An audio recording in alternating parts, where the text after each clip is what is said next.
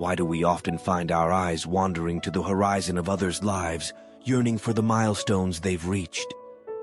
What is it that stirs within us, a silent storm of comparison and self-doubt, when we witness the triumphs and joys of those around us?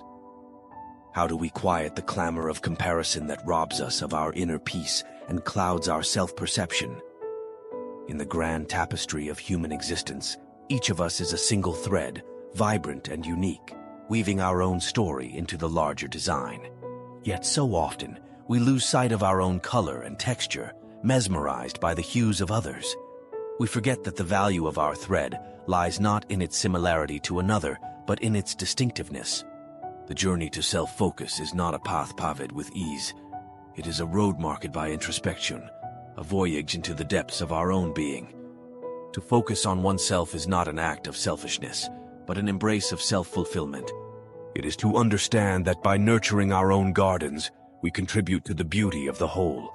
It is to realize that the only true comparison we must make is with who we were yesterday and who we strive to be tomorrow. Let us then embark on this journey of self-discovery, where each step is a revelation, each breath a deeper understanding of our essence. For it is in the quiet contemplation of our own soul that we find the strength to bloom into our fullest potential, undeterred by the shadows of others. This is not just a narrative. It is a call to action, a challenge to turn inward and ask the difficult questions, to seek the answers that lie waiting in the stillness of our hearts. It is an invitation to begin a dialogue with oneself, to become the architects of our destiny, and to sculpt a life that is truly our own. In a small village nestled between the whispering pines and the serene mountains, there lived a young man named Taro. His days were filled with the hustle of life, his mind always preoccupied with thoughts of others, what they achieved, where they traveled, and how they lived. Taro's heart grew heavy with comparison, and his own reflection in the mirror became a stranger to him. One day, as the sun dipped below the horizon, painting the sky with hues of orange and purple, Taro encountered an old Zen master named Sato, who was known for his wisdom and tranquility. Taro approached him with a troubled heart and asked, "Master Sato, why do I feel so lost when I see others living their lives? Why does my spirit wane when I hear of their successes?" Master Sato, who was tending to his garden, paused and looked at Taro with a gentle gaze. "Tell me, Taro, when you look at the flowers before you, do you compare the cherry blossom to the lotus or the chrysanthemum to the plum blossom?" "No, master," Taro replied, "for they are different, each with their own beauty and time to bloom." "Just as you appreciate each flower for its unique beauty, so too must you learn to appreciate your own journey," Sato said with a smile. "The cherry blossom does not envy the lotus, nor does it try to bloom in the mud.